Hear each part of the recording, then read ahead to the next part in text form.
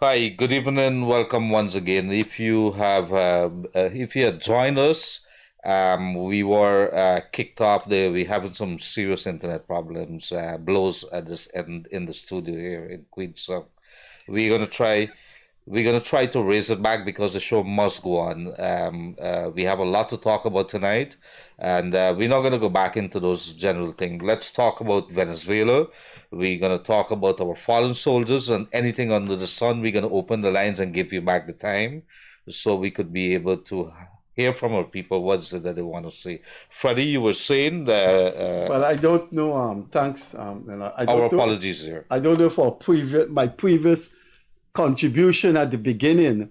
I'm not too familiar, I'm not too internet savvy, so I'll just repeat it. I don't know if you catch a piece or you didn't. But one is that when I went to collect the one-off pension money for senior citizen, I couldn't.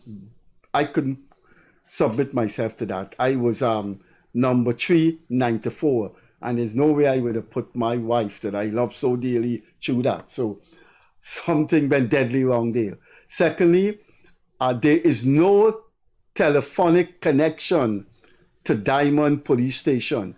You cannot call Diamond Police Station except inquiries. When inquiry come on, they tell you they cannot connect you to traffic, and traffic doesn't have a direct line. That is, I found that out because someone called me to say they in the lockup for a ticketable offense. I had to call Mr.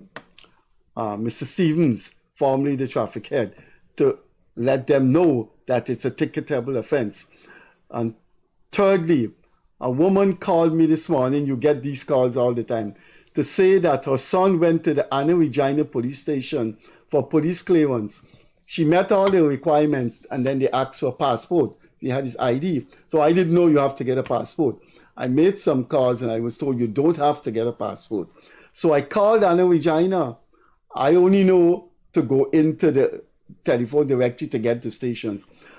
All the two numbers for Anna Regina, it says, the GT&T operator says, those numbers are no longer in service.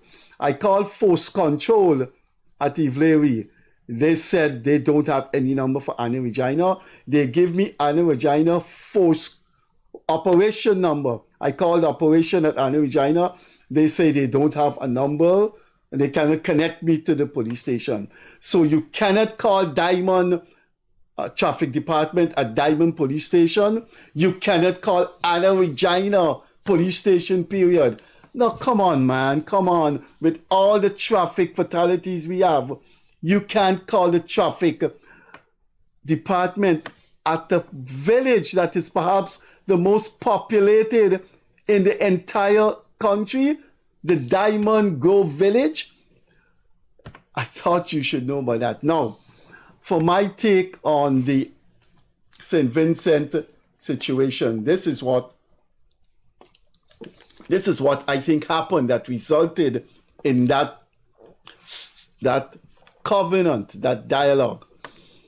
I think President Lula of Brazil played a crucial role, more than anyone else, in having that summit. President Lula, because of his leftist ideology, would be sympathetic to certain Latin American governments because the way the Americans have been treating them.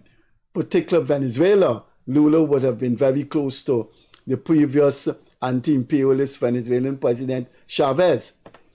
When Maduro announced the referendum, and when the referendum Maduro said was passed, I think it alarmed President Lula. And this is what I think President Lula said to him. How in heaven's name you are going to invade a small country and it will be accepted in the world?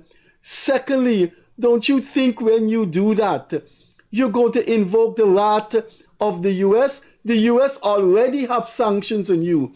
And then you're going to go and take over two-thirds of a small country with a population of 800 million, and the United States major corporation is inside there. Thirdly, I think what President Lula said to him, you're going to upset the zone of peace in this area. You're going to get the Americans involved. Back off. And I think what Lula and Maduro decided is that they need a forum for Maduro to save face. And maybe Lula suggested to Maduro, go through CARICOM. You have good relation with certain CARICOM islands. Guyana is an integral part of CARICOM.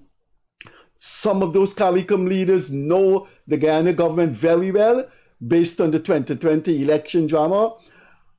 That is what Lula is saying to him. I will call CARICOM, we'll arrange a meeting, and you can save face and back off from this threat of war. It serves no one, and it would not serve your purpose as a leader of Venezuela, Mr. Maduro. That is how I think the meeting was arranged. I don't think we requested it. I don't think CARICOM requested it. I think President Lula was concerned that Venezuela was going to invade a country, and that would have implications for security for Brazil and South America. Maduro then went to the meeting, and as you know, that is our history. He has agreed not to President Jaglio alone. That covenant, that dialogue was a had a four-party dimension. That event that occurred in St. Vincent, it was not about a guarantee to Guyana. It was a guarantee by President Maduro to, one, the Guyana president, and by extension, the government and people of Guyana. Two, CARICOM. Three, President Lula's advisor, President Lula, foreign minister who was there, and by extension, CELAC, Latin American countries. And four, the Secretary General's office was highly represented at that meeting. What happened at that meeting? President Maduro said the following. He gave a pledge that there will be no committal of attack on Essequibo. There will be no committal of violence. Venezuela would not invade Guyana. Secondly, he agreed that there should be ongoing talks to ease tensions, to discuss other matters that two neighbors should discuss. I think it may mean movement to people, trade. Thirdly, a commission has been set up on both sides involving international actors, the Brazilian government, in which talks will be going on. And when these 3 months finish, they report to President Lula, they report to CELAC, and then the commission goes on. And there will be another meeting of Maduro and Ali, maybe in Brazil or another country. Those enumeration I gave you, none of it, not even an infinitesimal part of it, was not in Guyana's favor.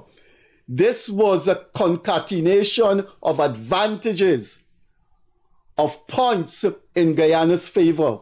Guyanese now know that President Maduro has committed himself, not to Guyana alone, but to the United Nations, CELAC, the Association of Latin American Countries, President Lula, and CARICOM, that there will be no invasion, there will be no resort to violence. The Essequibo remains what it is, Guyanese territory, and let international law deal with that. Ladies and gentlemen, and Guyanese, wherever you are, the end of the St. Vincent dialogue was in Guyana's favor. I would like someone to call in tonight and point out to me where we lost out in some part of that disagreement. We didn't. I read the disagreement. I read the agreement. I read the different dimensions of it. And I've given my take on it in my column in the Chronicle tomorrow. To conclude, before Gildarie comes in, I think Maduro got shocked by two things. the referendum was rejected. He believed that there would have been a groundswell toward Maduro with this impending war, and the Venezuelan people said, we don't know what you're talking about, we don't want to know, and they rejected the referendum. And secondly, I believe sincerely in my heart, President Lula of Brazil, given his leftist ideology, said to Maduro, it is unthinkable for you to invade a small country on Brazil's border. You're going to invoke the wrath of the world and the Americans. What are you doing? I will call a meeting. You will attend the meeting. The president of Guyana will attend the meeting, and we will solve this thing. And you save face. And that is exactly what happened. Maduro has saved face. The world is not looking to Venezuela to invade a small, peaceful country. That is my take. I believe President Ali, with all the naysayers saying we shouldn't go, he went and he achieved a diplomatic masterstroke.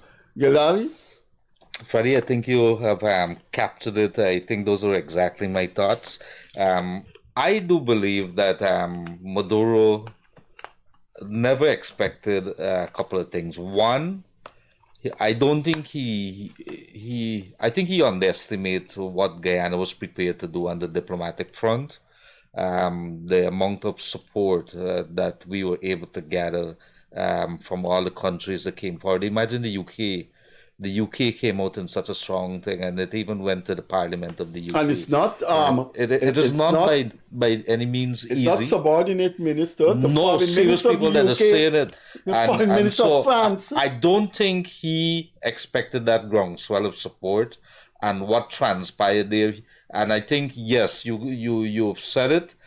What he was rejected in that referendum in such a big way, that was a kick in the face. That was a major blow to his re-election or his bid for re-election next year. So I think two things. I believe he wanted to test the water, and two, he didn't expect that it would have backfired. But you cannot take away also the kind of work that this Irfan Ali government, I think everybody looked at it. And when I saw that force or the admission by Venezuela that they're not, that is a backstep in my view, that they're not gonna do anything. You're telling the whole world that is a word that is not gonna happen. You're telling the international world that.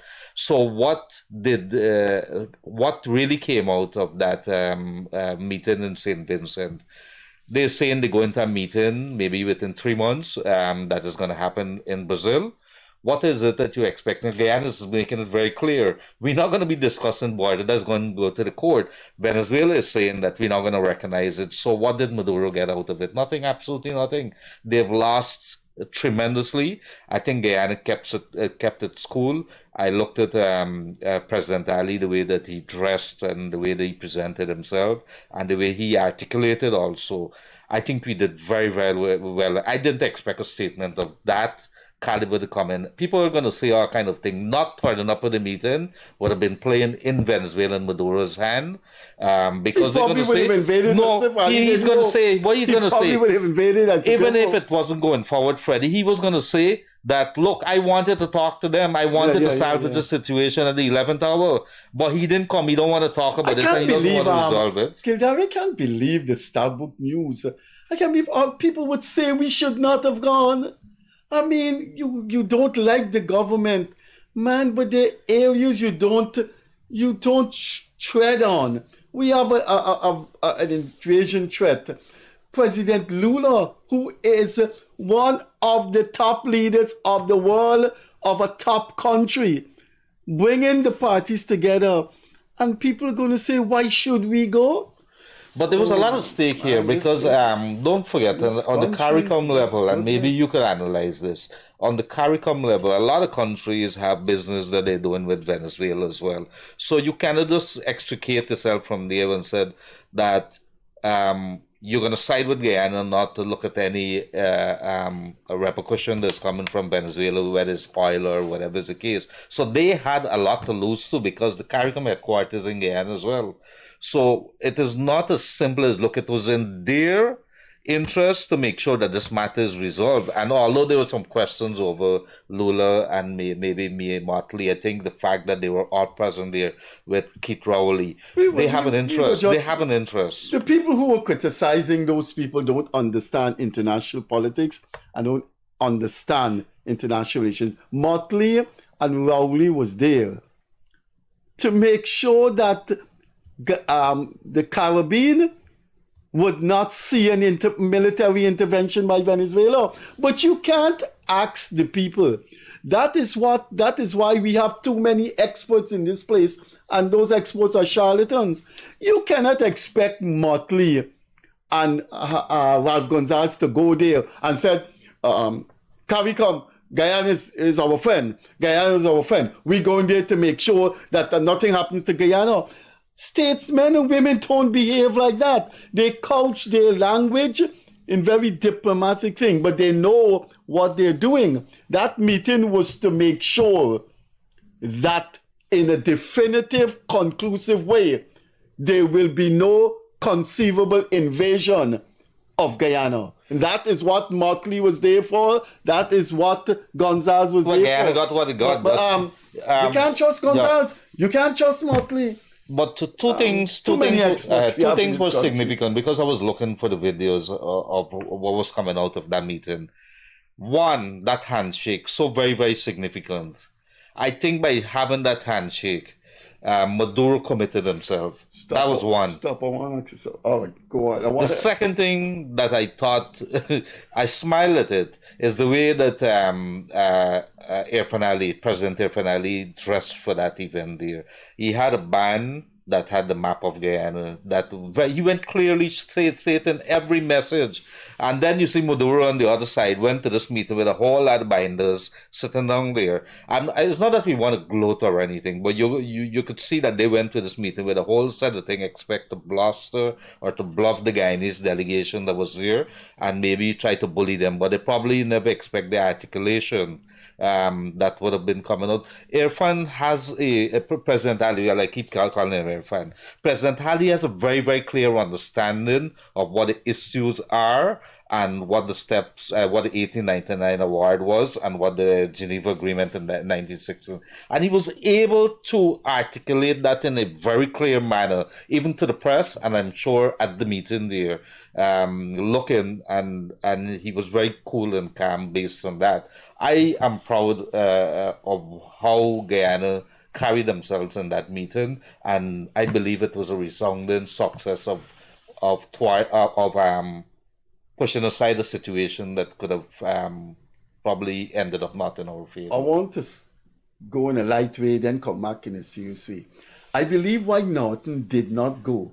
Go to St. Vincent. He was invited. Was he invited? Yeah. I didn't know that. You know what I think why Norton didn't go? How you could have he would have been with the delegation. And a man who threatened to invade Guyana got up, and President Ali got up and shook each other's hands. I wonder what Norton would have felt there. And then when he's sitting down in the Guyana delegation and you see a man threatening to invade Guyana, shaking hands is such a basic human thing, Gildarie.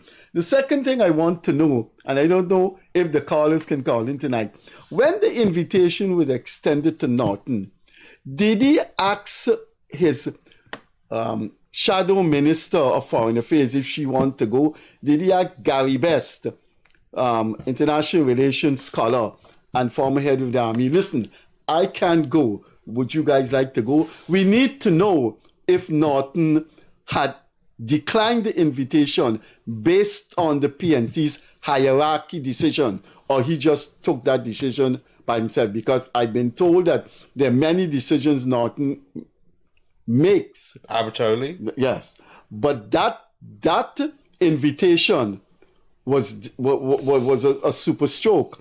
But if Norton didn't want to go, I think it could only have been to the advantage of the PNC if you had Gary Best or Walton Deserdale or that lawyer if what you're saying there is indeed true, it's in the press and today. yeah, and there was an invitation. Well, that is I did not see that, and let me tell you, that is a very sad thing He said because he didn't like the agenda. that was a good time for Guyana to stand unified and show the entire world that we're fighting as one. And if he did that, and it's been reported he did that, that is a very sad. But you heard the reason why he didn't go? I don't want to hear. He said he didn't like the agenda. I mean, the agenda. How could you like the agenda? The agenda is you go with your president, they go in there. The agenda is planned with his president, the Brazilian president, the Venezuelan president, CELAC, and CARICOM. You could now tell the Guyana government, I don't like that agenda. I don't agree with that. He's supposed to have been there. You show a unified Guyana. I would like to know what was wrong with the agenda. But even if that's been the case, there's sometimes that you have to agree that you have to put aside personal differences, political differences in favor of the country. You mean to tell me there's nothing in Guyana that you could be unified on? Northness is on this particular one? Northness opening himself to be removed by the PNC. I don't agree with that. I don't agree with that. But whatever it is, he's opening himself to be removed by the PNC. No, I don't agree with him not turning up there. But you should have sent someone. But you have bright people within that party. Yeah, he has a shadow foreign minister. He has Dr. Gary Best, who was head of the army, knows the Guyana territory the back of his hand. The man was head of the Coast Guard and then head of the army, and he's in the central committee of the PNC. All right, let's get into it. I did, before we open the lines, somebody sent this to me and they asked me to address this issue here. The issue has to do, they went into GRA to renew the revenue license, and they objected because I did not have my registration. This is what the man is saying. The man is saying that's an original document. I'm not there to modify or do anything. You have the record. This is the vehicle number. Why do I have to walk with the thing? I probably have my ID card that says that this vehicle is registered for Freddie Kissoon. Why do I need to produce the registration? And he says it's a revenue for GRA, and they insist on that. Why do we have all these antiquated old? But they have here what people do. People bring the revenue license from the previous year, and they have the database there. So I mean, why you need they need a registration of the car? They want the registration. You have the previous year. So you have my ID card. This is Leonard Gildarie or Freddie Kissoon. And I have the previous. I have a vehicle, PFF, whatever it is. I want to renew the road license. What is the requirement of the registration? Is it going to change from whatever is in there? Gildarie, you know how much calls I get every day? That a man got shunted in a police station and he was arrested, an officer gone over a ticketable offense. All right. Let's open the lines, calls. Folks, we are talking today, as you know, we observing, or we still in grief, in mourning over the deaths of our 5 servicemen. Today, 4 of them were laid to rest, and our country continues to be in mourning. Good evening, caller. Hello? Hello?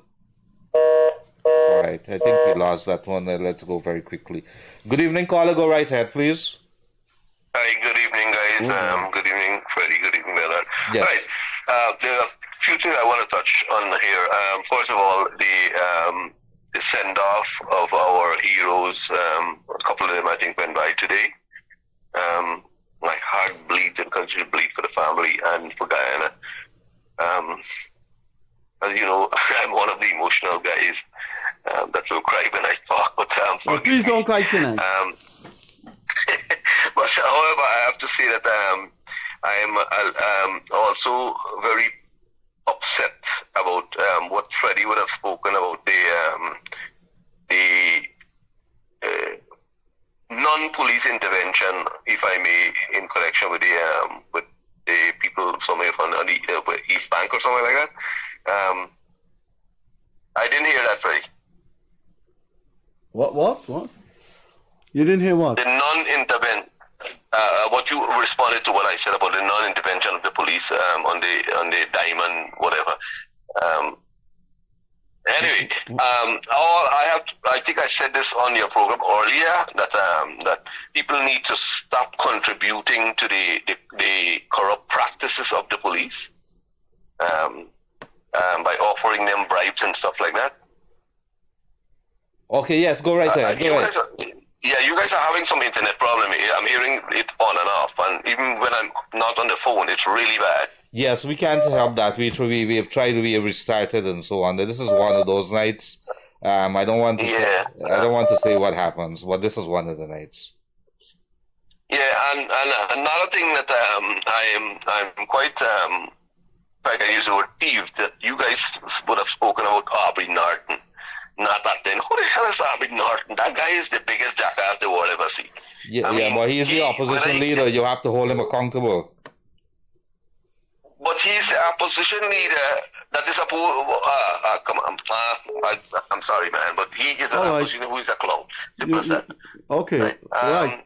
And there's something else. Am I there, or you cut me off? No. Go right ahead. Go right ahead, very quickly. All right. It's good. Thanks. Okay then. Thanks. Yeah, thank you very much, bro. Bye. Good evening, caller. That caller. Yeah. A very good evening. Good evening. Good evening. First thing first, I would like to commend Mr. Gonzalez, I think is the Prime Minister, for this excellent work that he has done.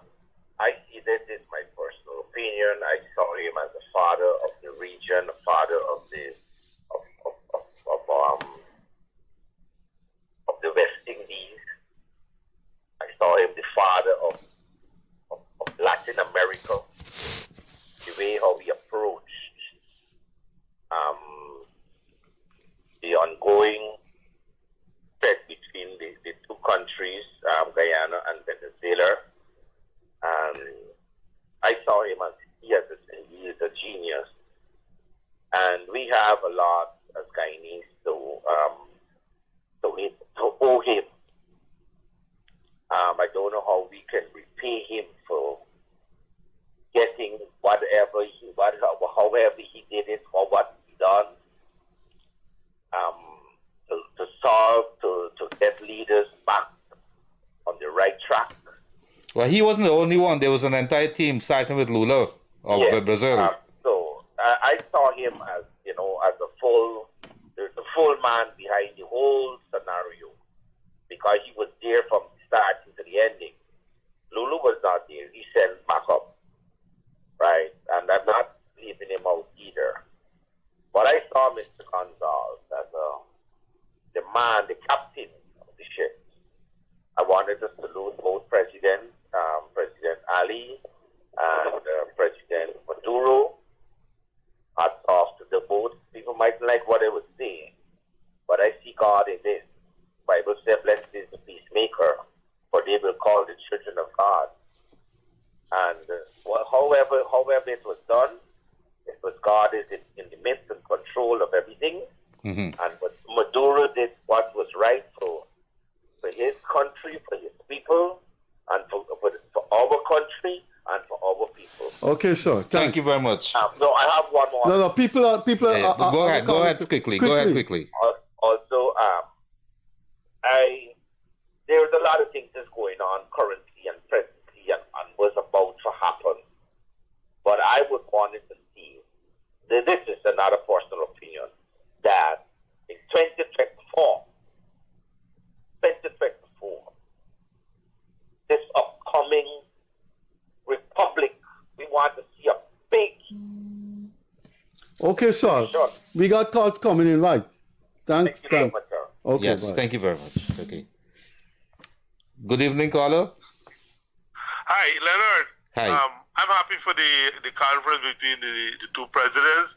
However, I think the agreement didn't go far enough for Guyana, because I'll tell you why. One, this guy Maduro wants the Geneva Agreement to be on board. Guyana should say that the 1899 award should be included. That's one. Mm-hmm. Secondly, they should tell him to withdraw from the Venezuelan flag anything that has Essequibo on it. And the other one is the immigrants coming to Guyana. If they don't have any parents or linkage to Guyanese, send them behind back. Can't the do other that. one is that he should withdraw. He should withdraw. This guy, he put the general to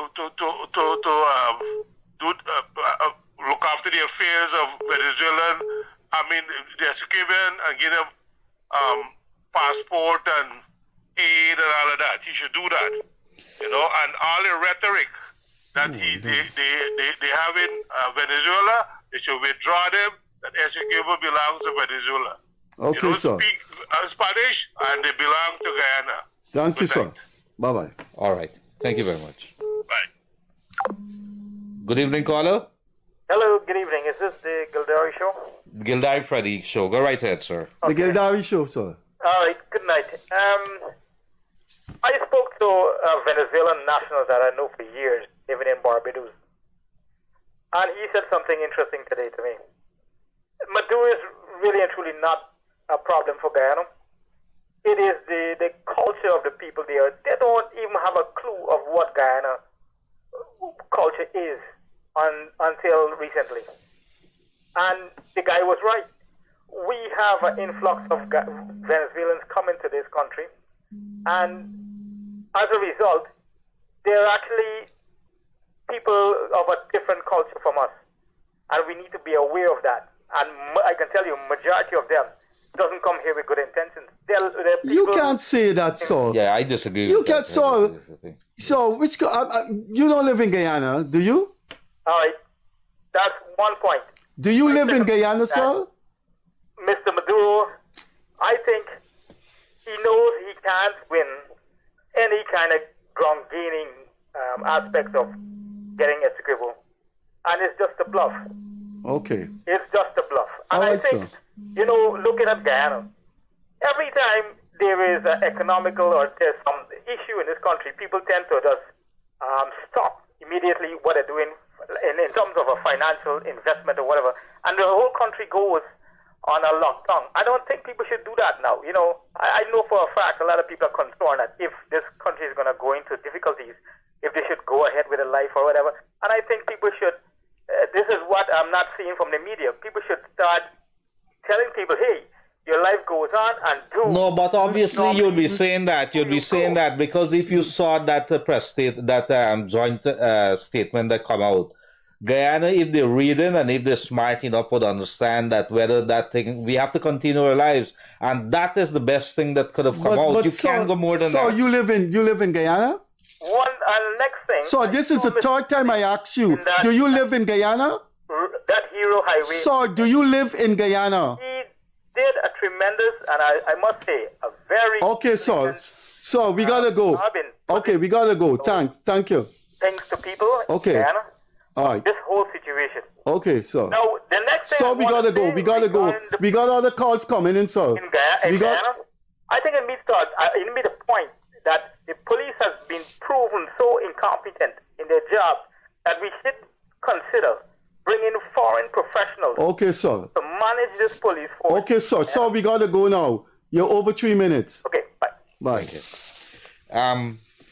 Look, we don't get confused, and I would not be one sitting here, Freddie, and tell the people that life was stopped and nothing. Don't worry, This agreement. The that guy you is not had- in Guyana. Yeah, He yeah. doesn't want to answer the Yeah. question. Good evening, caller. Good evening, Mr. Gildarie. Yes, go right ahead, sir. I'm the gentleman that sent you the information that fell in the hole. Yes, you said that you fell in the hole. You went to the hospital or something. Yes. Yes. So I would like you to highlight that incident. All right. So you sent me some photograph. You say you were walking on the street. You fell in the hole, and Yeah, he sent me it too. He called me this You morning. He said complained. You there was a complained about backup. the fact that you went to the hospital. There wasn't any good treatment of yourself. What else you want to say? The treatment was a disparity. I want to know who is responsible for that road, because it's a missing child, like as a whole, and I fell into But it. you don't live there? You made some inquiries? No, I don't live there. Where you, I'm from the US. I came for 21st. No, but you're not living in the area where you fell into the hole? No, I'm living in Happy Acre. You may need to seek a lawyer. The lawyer is going to tell you whether it's an NDC, and the NDC or whoever is responsible, and they could probably be able to take actions. Yes, because that thing is over here. I'd be coming here all the time. It's over here. That hole was there. So what kind of relief are you looking for? What? What kind of relief are you looking for? Let's assume... No, I want you to highlight whoever the relevant authority at least get it fixed. All right. Did you try talking to the NDC in the area? No. So why not, Saul? You were injured. Did you talk to the NDC people? Did you... Right now, I can't move. I'm in bed. Yeah, he's in bed. He was in the hospital. So it's... all right. I'm going back Tuesday. I have to go back. Try to get a number for the NDC. Raise the matter with the NDC and say, look, this is a thing I suffered because of that. And if you believe you want some recourse, you could take a lawyer and let them fight it there, because the NDC ain't going to put your hand in the pocket and whatever it is. But our country is backward or far behind when it comes to these things of getting recourse if there's an injury or what you call damages in the United States. All right? Because I got to go back. I got to go back to get treatment outside. Okay, sir. All right. Thank you very much. Take care. Okay. Right. Bye. Good evening, caller. All right. So you. Hello? Hello? I think you lost that call. Good evening, caller. Hello? Hi, Mr. Gildarie and Freddie Kissoon. How are you guys doing tonight? Pretty good, sir. Go right ahead. All right, sir. I just want to make a statement. The matter with Venezuela. Yes, go ahead. Go ahead. We listen to you. Yes, the matter with Venezuela and Guyana. It has settled on a diplomatic table. Yes, and so? So go on. We have a lot of calls coming in. Go on. Yes, it is important for us to desist from making statements. Hello? No, we got to take this call. We got to take this call. I don't understand. We got to take this call. Good evening, caller. Hi, good night. Good night. Hi, Mr. Gildarie and Freddie. Good night. I want to say kudos to you guys. You guys are doing an awesome job. I enjoy watching your program, and I always call to make contribution. First and foremost, I want to say that the dialogue between Mr. Ali and Maduro yesterday, Mr. Ali has represented Guyana significantly, and I will say magnificently, because Mr. Ali's suit alone represents this country. It represents serenity, it represents stability and inspiration and wisdom. And Mr. Ali Ban, that he showed the media, and I think as from a young individual perspective, that Mr. Ali has this country in his heart. And Mr. Ali is there for every Guyanese. And I want to say that it's very good. They have dialogue and they come to agreements.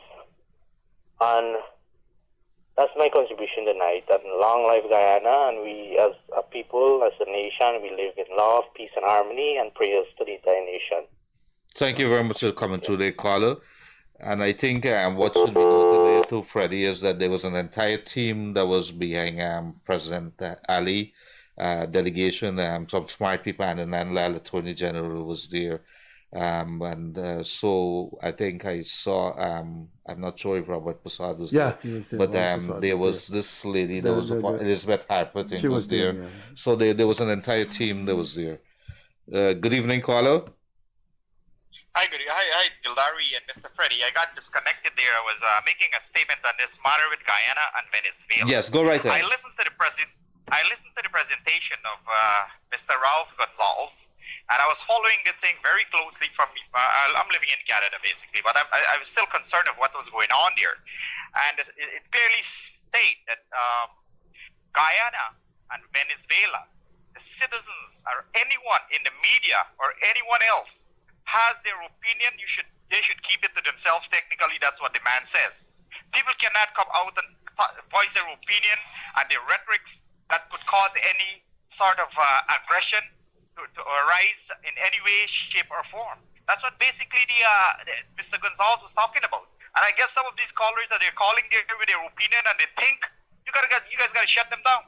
This has been settled on a diplomatic level involving so many people and so many countries across the world, and we are happy that Guyana it came to a settlement and a conclusion that the both parties will respect and have dialogue with each other. And all these nonsense people calling and talking about there. Are you advocating, sir? Are you advocating, sir, that people should not express opinion as to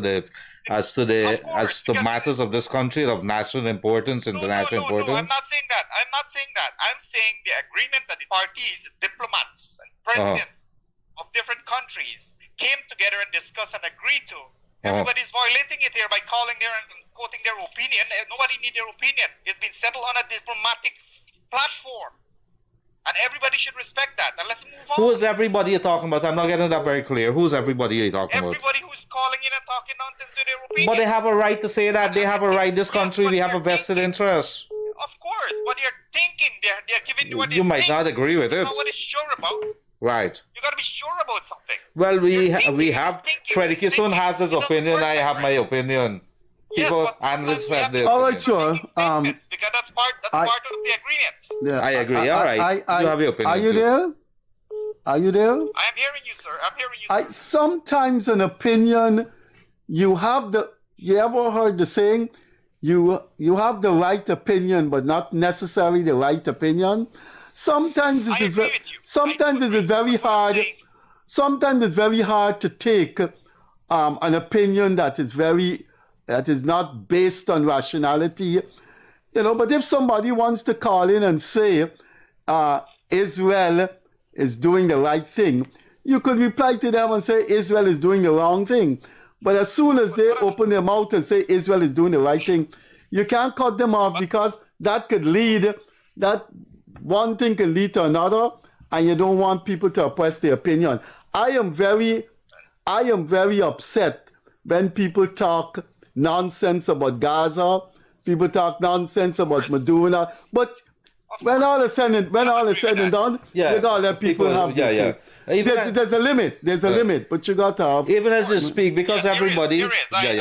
I agree with you, Mr. Freddie, but some people making statements here. You guys got to shut them down, man, because this thing ended up in.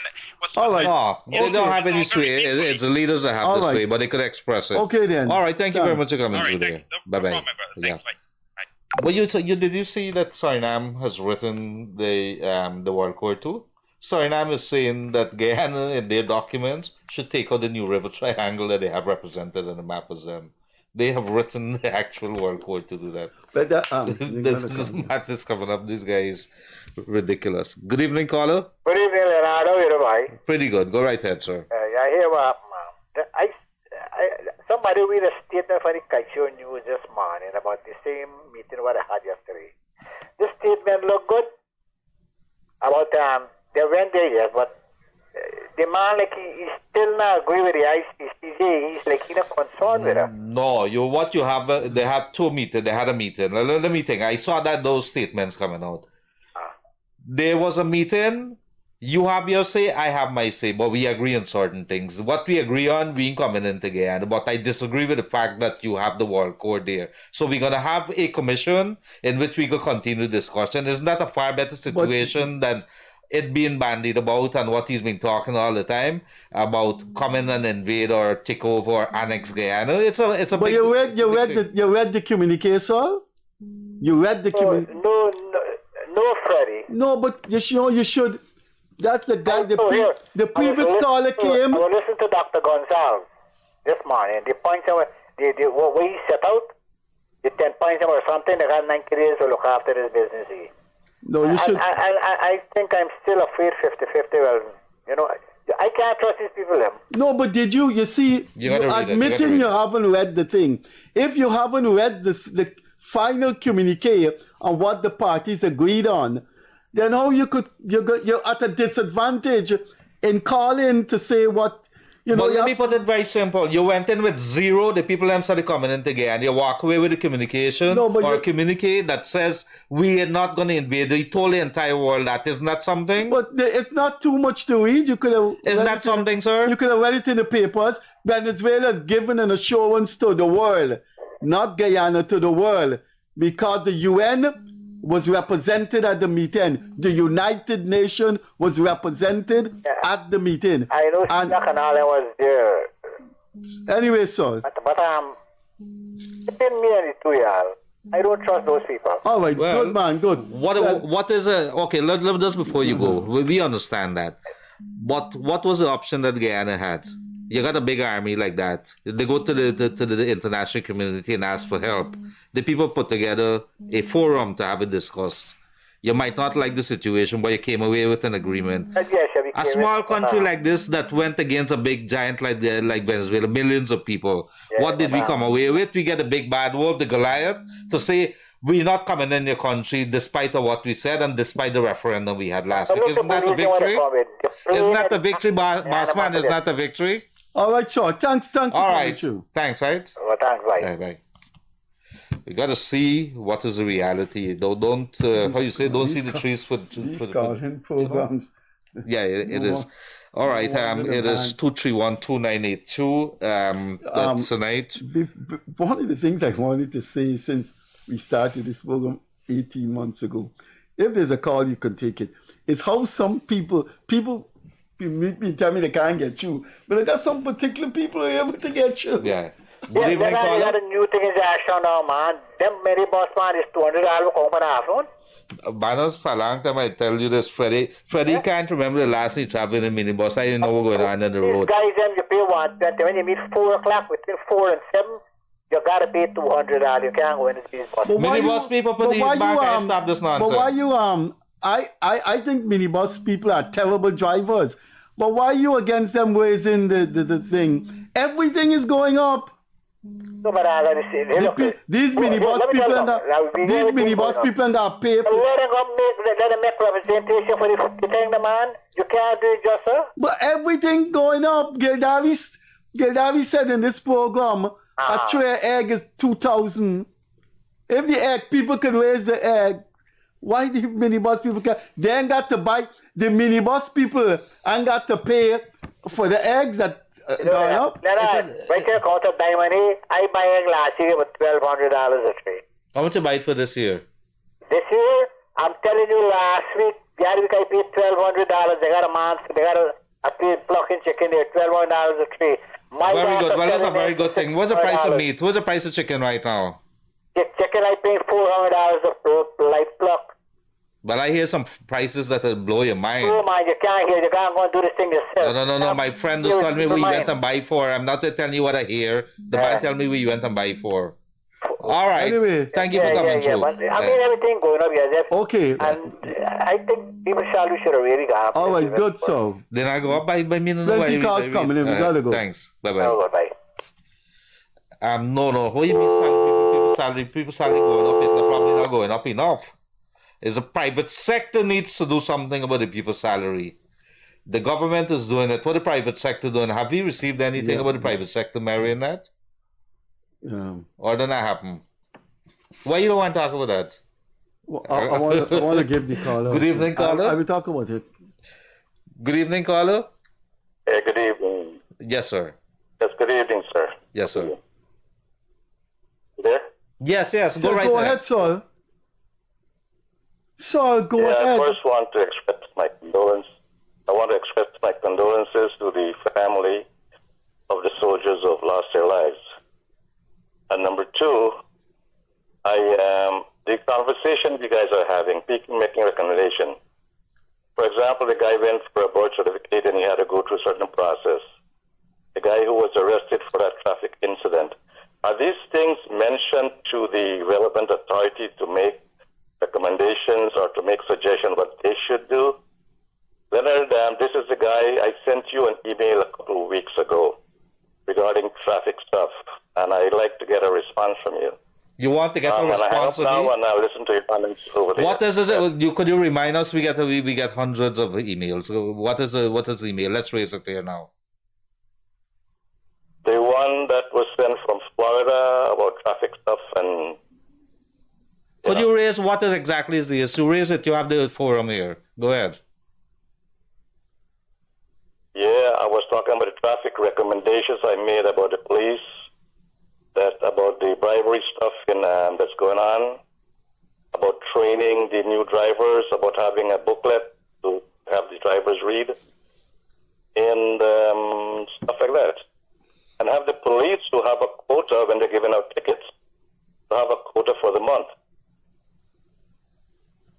In the US, you have to.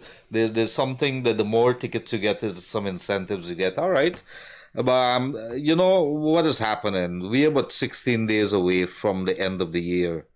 I always believe that if you don't have a proper system, we on the road. We not going anywhere.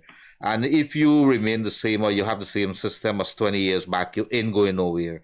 So in the new year, I got a couple wishes rather, that I would like to see this country, and I think everybody wants to see this country. We have had a lot of distractions, Venezuela, the death of our servicemen, and so many other things, resignation of a minister, and so on and so forth. Where do we want to go as a country? What happens to inflation and people's salary? You know, in the new budget that's coming, what are people calling for? These are the kind of discussion that we got to have. Yeah, but each time I see an accident on the road, and these things keep on going on, and there never seems to be, an end to it. No, I think somebody he was test driving a pickup today up in Berbice this morning, flew off the road into the trench. The man, he lost his life, and the people who were selling the vehicle lost the vehicle. Two boys, and here's the situation that happened last night. We were on the road working on the overpass, and about, I think, around 11 o'clock, this is the story, the police pulled out a statement that the boys steal a motorbike and were getting away and hit into the truck and died. 2 of them died. I think last week, 4 people ended up dying after the minibus overturned. That didn't make news because there was a helicopter. It didn't make the news as the way it's supposed to. The story come out now that those 2 boys borrowed the bike. And so the police put out a statement that they stole the bike. So the family is asking for that to be corrected. But aside from that, you have 4 and 2, 6 and 1, 7 persons died within the last week alone. I'm not counting in the other numbers that we have. And we feel comfortable. It's just another day in Guyana. Just another day in Guyana, sir. But the problem is... I know it's just another day in Guyana. Yeah, but another day to me is not acceptable. I'm saying that in a sarcastic manner. My experience with these road fatalities, there is no telephone for the traffic department at Diamond. Call, find. How, Gildarie, do you know where I can get a number to call Diamond Traffic and say, look, there's no telephone. The commander for the area told me they don't have a landline. Man, you don't even go there. You want some madness? Traffic fatalities. Last night. Okay, sorry. Thanks for coming through. Thank you for coming through, sir. Last night I stand up by that overpass, and Freddie Kissoon, I want you to come out there and see the speed of those trucks. Yeah. I see them. One of my guys, we have traffic cones all around the place. One of my guys almost died last night. Where do you think I live? I live when you... But you gotta see the speed. How are those trucks gonna stop on the... I can't. Didn't get no car, Freddie Kissoon. You want to stop talking? One was coming in. Okay. You stopped the car. I don't know. You stopped the car from talking. But anyway. What you should see they on the... I live on the railway embankment. I see what they're doing. We had Bishop if you talk against the truck, the contractors are going to tell you they can't get the sand fast enough. The government, I think, turned or they're trying to stop it. But you can't, if you're there on the road every single day and see what is happening and not doing anything, but if you're not going anywhere. Good evening, caller. Hello? Your volume. Hi, Freddie. Yes. Hi. I want to clarify 2 points that you just made with the police station, right? You guys live in here, you guys get along line in your house, and the police don't have it. Is that a shame? Right? There's no Anybody landline. there have a long line. There's no landline for Anna Regina either. Anna Regina has no landline. Diamond Police Station. What is going on? I don't know what's going on in here. I call in Diamond to find out why this man is in the lockup for ticketable offense. Right? Secondly, the guy that calls for the pothole that he's selling, right? He comes to Guyana every year. He see the hole. How did he fall in the same hole? He explained. He explained. The guy probably in the American Polo Board. He said, want to be a polo board in but Guyana. I don't know if Gildarie, he gave me an explanation. I don't know if he gave Gildarie. He said he was walking, there was a blackout. No, but look, let us look. We know what happens in Guyana. We know what. Hold on, boss. Hold on. We know what happened. What we grew up. We used to jump. We used to climb trees. We used to jump in the trench and the Archidok and all them thing and go and beat. And we accustomed to what is happening in Guyana. But is it wishful thinking that if somebody see a hole and they got a hole by the Harbor Bridge, as soon as you turn by the Harbor Bridge there and you're walking along by Anand Prasad Dental Clinic there, they got a hole right down there for years and years and years, and you've seen it and nobody's fixing it. You see the hole every day. And you know the hole I'm talking about, right? Yeah. Good. And the NDC, hold on, the NDC is right across the road. And the Ministry of Public Works fixing that road they on that area every day. You mean to tell me somebody's not seen it? So I think what I take away from what that guy fell in the hole, I'm not looking at the fact that it may sound funny that he fell in the hole. I'm saying that the man is saying that we expect better. If I fall in the hole because of your you doing your job, I must have recourse. That's what a modern country does. That's what I think. I think he's looking for easy money. No, maybe in his particular case, but I look farther along the line. How do I want to see my country? You know, in America, if you fall along with the people and snow that they in front of the yard, you know what happened there, right? For the pavement, right? Everybody want easy money. Nobody want to work for it. Right, my brother. But that's hard. There's a reality. It's not that we want that here, but there's a reality. He's bringing rock system to Guyana. Yeah. Yeah, because you want easy money. All right, sir. All right. Good night, man. All right. Thank you for coming through there, boss. Bye-bye. You got some wishes for next year, right? You have anything at all you're wishing for? Oh, my goodness. And then he said, oh, my God, I'm not a believer. So I said, oh, my goodness. Do you know how long my list would be? We'll talk about it. Maybe next week. I would talk about it, but since we given the callers priority, you know how long my list would be? I was really shocked to know that I could not get through with a telephone call to Diamond Police Station and Anna Regina. And worst of all, Diamond Traffic Department, the guy, the commander for the area said, sorry, there is no landline. The guy who answered the inquiry said, yes, this is Diamond Police Station. They have a traffic department in the compound, not where I am, but there's no phone there. When you hear the word traffic in Guyana, every police station should have but 4 or 5. We have the highest fatality per capita in the world. You would think every police station will have 3, 4, 5 phones so you report. You want me to tell you something? You want me to shock you now? You could call. No, you can. Hold on, boss man. You could call some of the banks, and I get through the banks. You get to call some of the banks. Some of the banks, and I get through with it. I know you can't get. So wake up. You can't get through to ministry. You can't get through to the ministry. Or you can't get to nobody. All I look at I use the telephone directory anyway. Good evening, caller. Good evening, gentlemen. How are you tonight? Good, pretty good. Go right ahead, sir.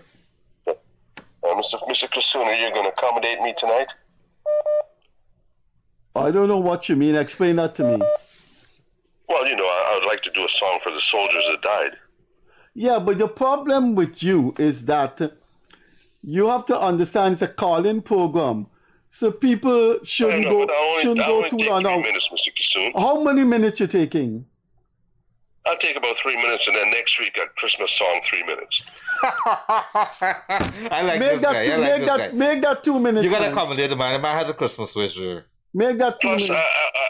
plus, I have so many things to say. No, but don't worry, say. Don't worry, say. Sing. Oh my goodness. Sing. Okay, so this song is for the Brigadier Gary Beaton, Colonel Michael Shaw, Lieutenant Colonel Sean Welcome, Lieutenant Colonel Michael Charles, Staff Sergeant and now Warrant Officer to Jason Ken. And they had funerals today and a funeral on Wednesday. And this song has to do with where they're going and the wickedness that caused them to die for defending Essequibo. Remember, it's noted they were Yes. Essequibo. Your 3 minutes can go on. Please sing. No, hang on. I'm starting now. Start the clock now. I'm going where the wicked shall cease their troubling, and the weary shall be at rest, and all the saints of the ages, we gonna sit at his feet and be blessed. I'm just a stranger down here. This whole world is not my home. You're gonna get up looking for the soldiers one morning, but thank God the soldiers are all gone home. They're gone where the wicked shall cease their troubling. They're gone where the weary shall be at rest, and all the saints of the ages, we gonna sit at his feet and be blessed. Oh, if you should ever come to the soldiers' home, and when you get there, they told you the soldier is gone. Come on over the river. You'll find them somewhere along the throne. They're gone where the wicked shall cease their troubling, and the weary shall be at rest. All right. 3 minutes is up. We got caught. Right. You see, you don't stop. You see, you're not stopping. You see, you see, you're not stopping. We told you. You see, we ain't got cut you off. So you want to be cut off? All right, Mike. No, I don't want to cut off. I just have them. I got to bring in their names now in ending the song. No. We gotta go.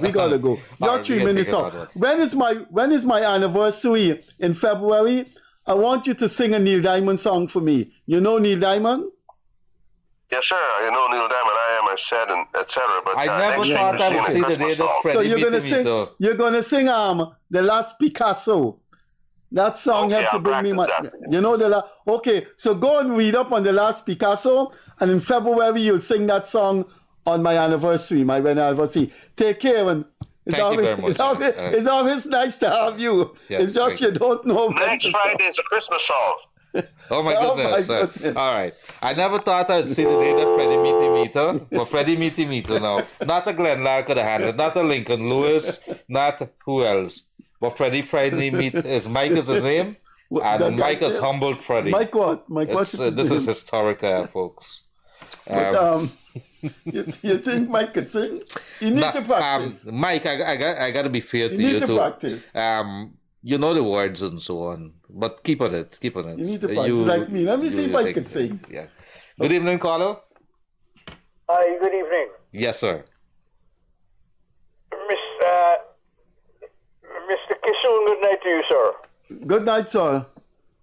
I would just like to let you know that Brino Police Station also doesn't have a telephone. Oh my goodness. No, you can't say that definitively. What you could say is that people don't answer the telephone. You mean to tell me an entire police station at Breeden Hope does not have a telephone? I do not believe you. You're lying on the police station. Don't worry, I was only joking. And Regina don't have a police telephone. It's just that Diamond don't have a telephone. So, people blame. I've heard people all the time when that thing happened. They blame that poor man. That man has so much on his head, Dr. Orphan Ali. But the man has about 18 ministers And one of those ministers are responsible for the police force. It's not often Ali, which people criticize. Vice President Bawajagdio is a no-nonsense man. If anybody had gone to Bawajagdio and tell him that old age, that senior citizen one-off payment has 300 people in a little packed place. I know I studied Mr. Jagdio's, I lived with Mr. Jagdio's president. Mr. Jagdio's a no-nonsense man. Why Dr. Ali has to be blamed for telephones that are not working or non-existent lines at police stations? Mr. Kissoon, would you agree that the buck stopped with the president? Would you agree? Always stops with the president. Yes, contextually, yes. morally, but you can't really blame. He has a minister, man. Yeah, His but minister has a budget, sir, man. I have tremendous respect for you. Please just give me a hearing. Yes, sir. What is the president doing with the amount of complaints that is being made about people who are working with the government? You spoke about the 25,000 one-off. I had the most saddest experience that I refused to go back. Who is responsible? Why is the individual responsible? Is not being held responsible. Mr. Kissoon, people in this country are allowed to do things, make statements, without anything happening. And this has been going on so long. You know that things are not happening, sir, that there are not any repercussions. You know that for a fact? Absolutely certain about what let me tell you something. Something that's going to contradict what you just said there. Okay, I appreciate that. I was told that an engineer was just fired just about a week or two back from one of the ministries because he went to a contractor, and the matter was brought before the two top leaders of this country. Well, one of them is the president and the other is the vice president. And I was told that the engineer was sent home right away. It cannot be, you cannot definitively say that things doesn't happen. I remember seeing a video of a engineer, I think it was Irfan Ali, was up in Berbice. And they were supposed to do something, I think it was in Mara or Maikoni or somewhere there. And that engineer was publicly embarrassed. So we cannot say, I'm just using those two as an example. There's a lot of stuff that happens behind the scene. Because I don't think, I would find it unacceptable that a president is there or any leaders, where is the opposition, and sit down there and knowing that the people are lambasting them and they do absolutely nothing about it and they like that situation. It's impossible for me to accept that. Well, I'm not going to disagree with you, sir, but I'm just speaking from my experience. No. I'm not saying that you don't have a legitimate grounds. I'm just saying that I think they're paying attention. 25,000 one-off. Let's just look at the 25,000 one-off. If you were to go there to see what takes place, you would be amazed. I saw it. I saw it, and I could would be, when I say amazed to the max. And it's not that people are not complaining. I went there at 8 o'clock in the morning, and at 4:30, I got a number of 225. And at 4 o'clock the afternoon, that number wasn't called. And I left and went home. All right, so let's take this call. Your point is taken. Let's take this call. Okay, thank you very much for coming to call it. Thank you very much for that. Good evening. Good evening, caller. Go ahead. Hello? Yes, go right ahead. I want to talk on two things. One, first of all, Mr. Kissoon said he went to collect his old age pension and the line was too long. I want to advise him to allow his pension to go through the bank. Last week I called and I said I normally WhatsApp for No. Stop there. You got it mixed up. It's the one-off payment. It was the one-off payment of 25,000 for December. Yeah, but what I'm saying, Mr. Kissoon, is once your money goes to the bank, the $25,000 is already paid there too. No, I don't think you could pay. I don't think you could ask them to pay the one-off. No, that one-off thing No, is something. It pays automatically. It pays automatically once it happened to these three people for whom I communicate with the Ministry of Social Services. They got their $33,000 earlier in the month, and I think it was on the 12th of the month they got their $25,000 paid into their account. So I know that for sure. That's the first thing I want to say. So I would like to encourage people to allow their money to go to their account, and then you WhatsApp them once every 3 months, and the payment is there. It has not stopped. It started like 2 years ago, and these people have never had a problem.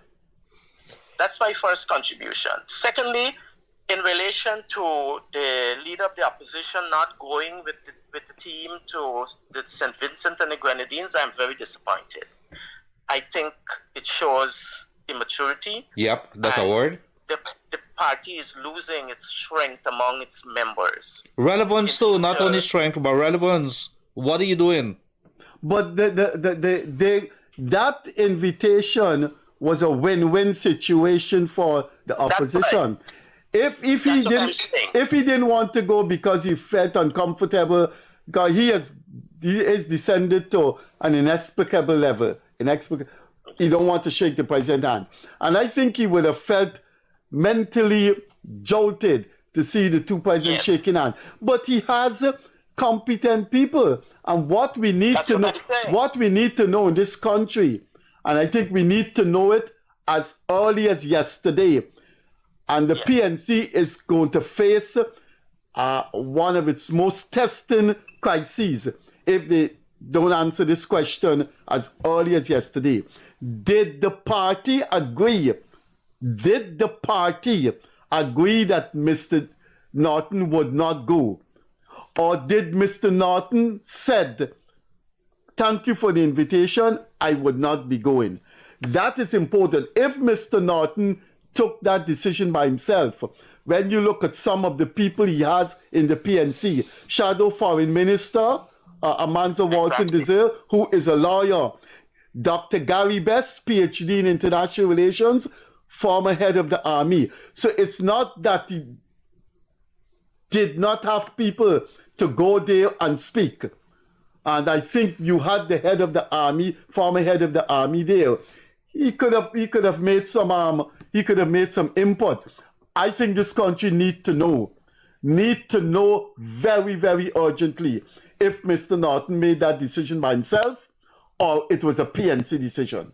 But even more so, I would love to hear also whether he thinks that the joint communique that gives that view there was a victory for Guyana. I would love to hear his opinion on that joint communique. Awesome. Because if you're telling me that came out and you didn't turn up, that is contradicting what you would have said in the first place, that the agenda wasn't right.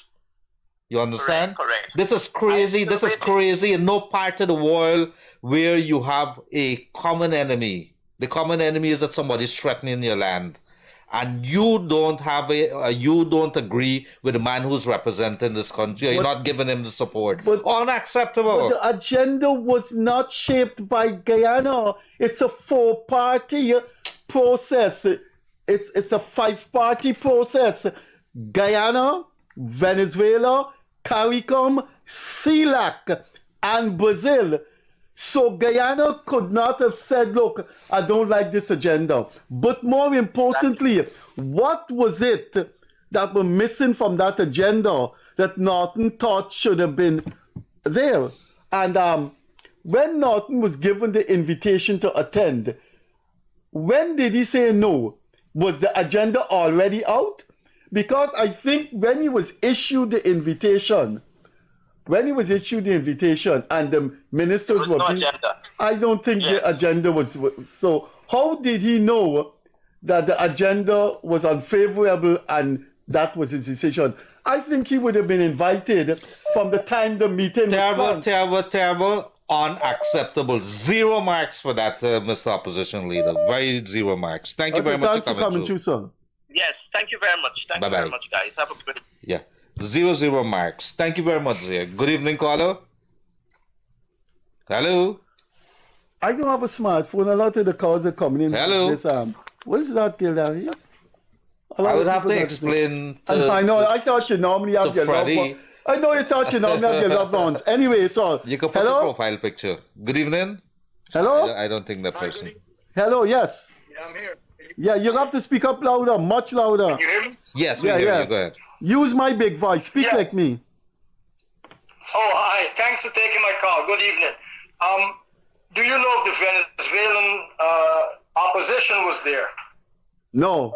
Oh, no, I should say no. I don't know if they were there. No. I don't know if they were there. So if you're coming down on Martin for not being there, he's the opposition. The representatives for the Venezuelan government was there, the leading party, and for Guyana. So if the Venezuelan opposition was not there, why is it such a big deal?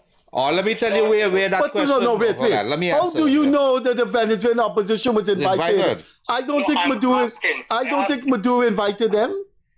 What we do know is our opposition is invited. That's what we know. But your premise... I think the premise is Your wrong. premise is terrible, Saul. If the Venezuelan opposition was not there, what's wrong with not being there? Your premise is very terrible. Your premise needs to be... No, but why are we bothering with what Venezuela is doing? We don't really care with that. What we do know is that we have to prove to Venezuela unified on one front. And if it is that the opposition was invited, it was a perfect opportunity to show this one Guyana. I can't believe you could reason like that, Saul. How could you reason like that? Let me make my point. You guys are good, are very good. You do an excellent job that when the callers call in, you take control of the conversation. You go ahead. Make a point. So my point is, what if Norton had gone there and said the wrong thing? Don't you think he might have been overwhelmed? No, but the government offered him that opportunity. The government offered that opportunity. Again, your premise is wrong. Norton declined because he didn't like the agenda. Norton didn't decline because what if I go there and something go wrong, what they can say? You keep using the wrong premise for your argument. Do you think Norton would have said exactly what his thoughts were? You know, people make excuses. That's not the point, sir. The point is Norton was invited and he should have gone.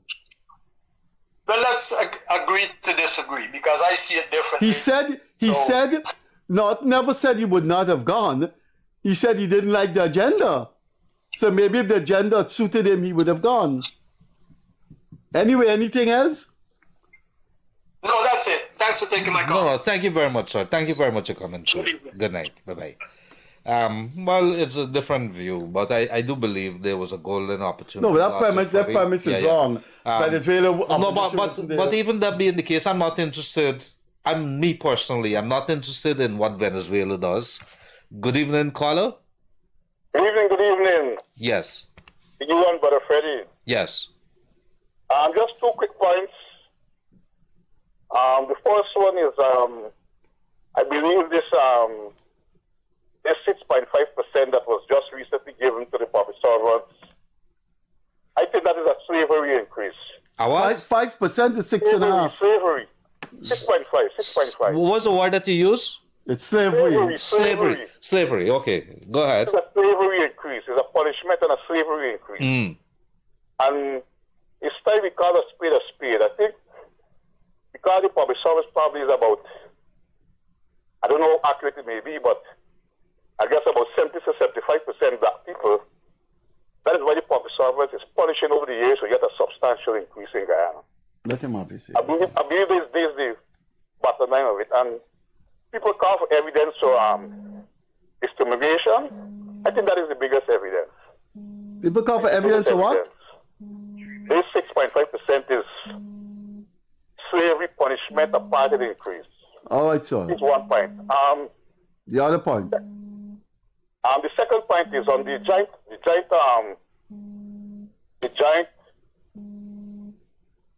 declaration. I think two mistakes was made in the declaration. One of the comments they have here in the declaration that Venezuela note that they respect the ICJ.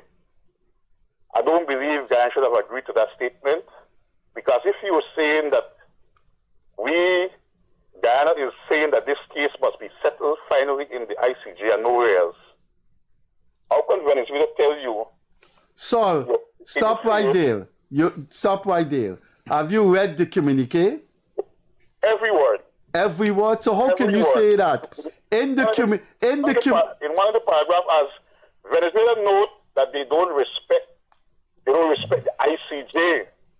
So the communique said that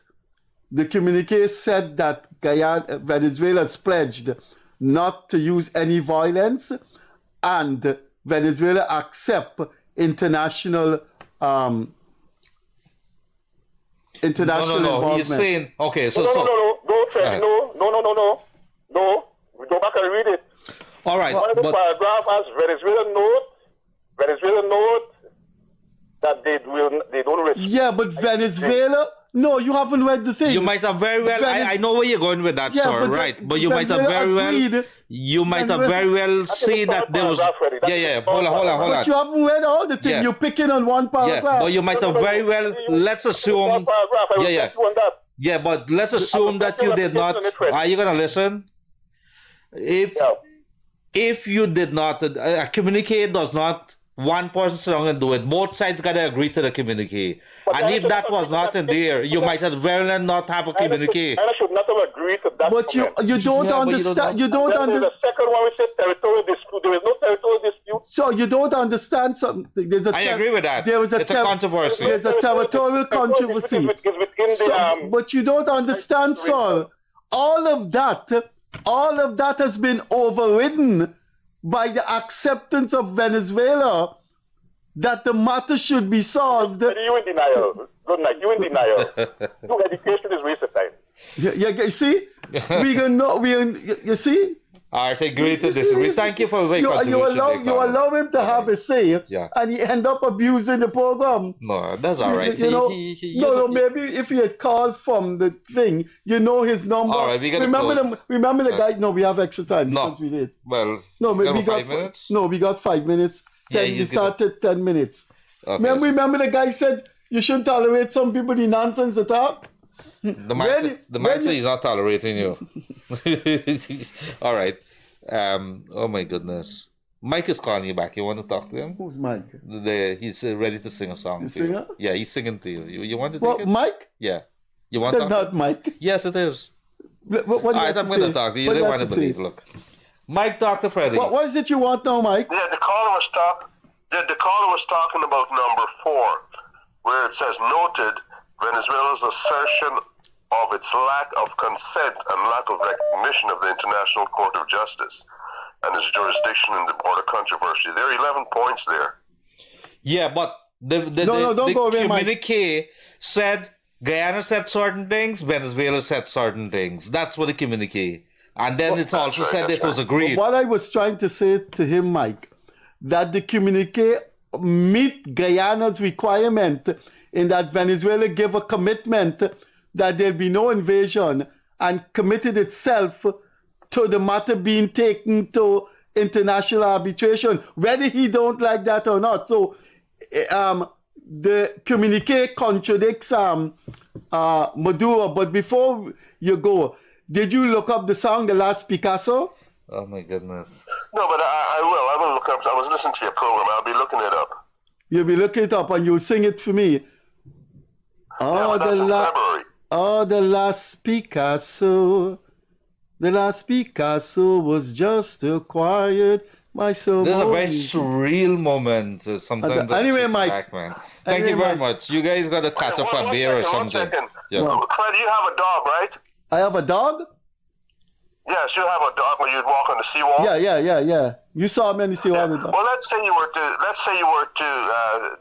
go away for about something happened. You had to go away for about 5 years or so, and you give that dog over to Gildarie to look after for you, and you haven't come back, and you said, Gildarie, man, look after the dog for me. But then a year later, you decide to come back, and you said to Gildarie, I need my dog. established an emotional. What you're getting at, Mike? Quickly, what's the relevance, Mike? You wouldn't be getting that dog back. What's the relevance? What's the asking you the relevance? What's the relevance of that, Mike? Mike, the relevance of that is Guyana looked after Essequibo for 100 years. Don't go there. Don't go there. Don't put wrong thing in nobody yet, Mike. Mike, that country belongs to. Mike, don't do that. Where do you live, Mike? We didn't look at after 100 years. It belongs to. Where do you live, Mike? Don't miseducate the people. Which part in the U.S. you live, Mike? No, I'm not in the U.S. I'm in Canada. All right, Mike, we got to go. Our operator said okay, we have a covenant in February, right, Mike? Thank the last Picasso by Neil Diamond. Yeah. Thank you very much. Freddie, closing. No, we started 10 minutes. The man says we have the 5 minutes. Go right there. So we have 5 minutes more? No. He says we're closing up. Yeah. We're closing up now, but we have to get our time back. Yeah, we got it back. Your time is wrong. We got it back. So is there any No, there's no call. There's no call? Yes. Yes, there's a call. You want to take the call? There's no call. There's no call. Put on your glasses, man. Yeah, there's no call. There's no call? There's no call. Okay. Well, in closing, I would like to say that once again, our condolences to the heroes that have fallen. I did see, and I'm happy that in my column on how they should be honored, I said something should be set up for them at Camp Payangana, a monument, and I see that has been accepted. There's a monument for them in Camp Payangana. I would like to see a street named after where all of them lived, and I'd like 5 scholarships the Army should give out from in the increased budget next year to fund further training for people who want, soldiers who want to go and study. And that scholarship should be in their name. The Michael Charles Scholarship, and which you GDF officer apply, and they could do a 1 year or 6 month thing in Brazil, in Indonesia, in the UK, what have you. If we did not have that bloody man Maduro and his nonsense, those men would have never lost their lives. Once again, condolences to their families. And if the families are listening to this program now or anytime in the future, anything that Gildarie and I can do for you in any way, please feel free to get in contact with us. Your husbands will always be remembered as people who gave their lives for this country. We are grateful to you. Thank you very much, dear Freddie. And tonight has been a wild roller coaster ride, starting from a very somber occasion of talking to Mike singing. To Mike singing and to Freddie meeting the meter. But ladies and gentlemen, we're drawing close to the end of the year, and we have to be very serious about this country. Let us don't put out false information out there. Let us don't miseducate our people. We have to read, we have to educate ourselves, we have to inform. Let us sensitize people about the right thing, about the good thing about this country. We have worked hard, we've suffered years. I have suffered, Freddie has suffered. My dad died. Gildarie, can I cut you? Can I cut you? Go right ahead. Let me show that carpet look at me. No. Remember when you had your... Leave my cap alone. Just let me Freddie Kissoon, leave me alone. No, I don't wear a hat. Let me see. The boy is telling me the time is up. Let me see how... Ladies and gentlemen, no, Freddie Kissoon. I want to wear it and turn it back. You want to do it? Yeah. Go right ahead, Freddie Kissoon. Good. Let me see how you look at it. Oh, the last Picasso. How about that? Surreal moment, ladies and gentlemen. How about that? I guess I'd have to call it George. Put it that way. Put it that way. Put it in the wood, boy. You want to do that? Yeah, man. All right, Yeah. Ladies and gentlemen, you have a safe weekend. As always, it's been a pleasure. We wind down to the end of the year, Freddie Kissoon and myself. We don't know what next year brings. We'll be here on Monday. But we will continue to try to do within our own means to inform you, to educate you, and to discuss those issues. We're going to agree to disagree. At the end of the day, this country matters. Its people matters, and our politicians, our leaders. We're going to discuss and we're going to analyze. Thank you very much for joining us.